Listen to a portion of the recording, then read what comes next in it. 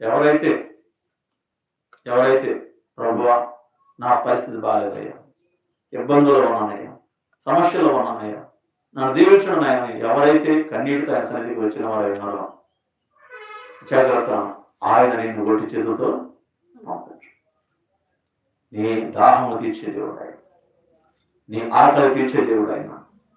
ఎడారి ప్రాంతంలో దాహంతో అల్లాడిపోతున్నటువంటి హాగరు ఇష్మాయిల్ యొక్క దాహాన్ని తీర్చిన దేవుడు ఆయన, వారికి ప్రత్యక్షమైన దేవుడు ఆయన.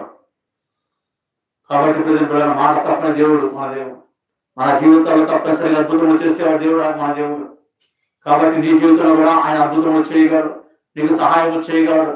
ఒకవేళ నీ నిట్టూర్పులు దేవునికి తెలియదు అనుకున్నావేమో, నీ నిరాశ దేవునికి తెలియదు అనుకున్నావేమో, నీ దుఃఖం దేవునికి తెలియదు అనుకున్నావు, నీ దుఃఖం నా దుఃఖం ఎవరు చూడలేదు నువ్వు అనుకున్నావు. కాదు, ఆయన నీ దుఃఖాన్ని చూస్తున్నావు.